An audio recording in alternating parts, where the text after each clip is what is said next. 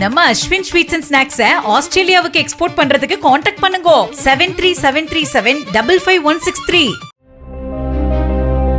India இலங்கை மீனவர்கள் பிரச்சினை தொடர்பாக முதலமைச்சர் விஜயை நேரடியாக இலங்கை மீன்வளத்துறை குழுவினர் சந்தித்து பேச்சுவார்த்தை நடத்தி விரைவில் உரிய தீர்வு காணப்படும் என்று இலங்கை மீன்வளத்துறை அமைச்சர் ராமலிங்கம் சந்திரசேகர் கூறியுள்ளார்.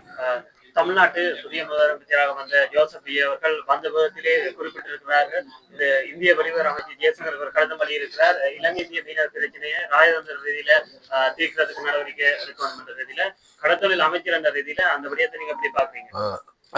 விஜய் வந்ததுடன் பல்வேறு நடவடிக்கைகள் எடுக்கப்பட்டிருக்கிறது போன்று இலங்கை தொடர்பாக இந்திய வெளிவிவகார அமைச்சர் ஜெயசங்கர் அவர்களுக்கு கடிதம் ஒன்றையும் எழுதியிருக்கின்றார்கள்.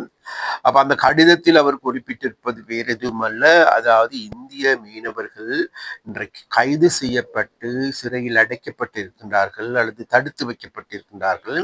அவ்வாறு தடுத்து வைக்கப்பட்டிருக்கின்ற இந்திய மீனவர்களை விடுவிப்பதற்கான ராஜதந்திர நடவடிக்கை எடுக்கும்படி கேட்டு அவர் கடிதம் அளிப்பிருக்கின்றார். அது மிகவும் ஒரு நல்ல விடயம். ஏனென்றால் ஒரு நாட்டின் ஒரு மாநிலத்தினுடைய முதலமைச்சர் என்ற வகையில் அவருக்கு தெரியும் இன்றைக்கு அவருக்கு இருக்கின்ற அதிகாரம் என்ன என்பது, அவர் யாரோடு எப்படி நகர வேண்டும் என்பது இன்றைக்கு அவர்களுக்கு தெரிந்திருக்கின்றது. தேர்தலுக்கு முன்னர் தேர்தல் கால வாக்குறுதிகளுக்காக தேர்தல் கால வித்தைகளுக்காக பல்வேறு கதைகளை சொல்லியிருந்த போதிலும் கூட இன்றைக்கு அவருடைய நகர்வு அது நல்ல நகர்வாக இருக்கின்றது. இருந்த போதிலும் கூட நாங்கள் ஒன்றை குறிப்பிட்டாக வேண்டும். எதிர்வரு நாட்களில் நானும் கூட விஜய் அவர்களை நேரடியாக சந்தித்து பேசுவதற்கு இந்திய தமிழ்நாட்டுக்கு செல்வதற்கு நாங்கள் தீர்மானித்திருக்கின்றோம்.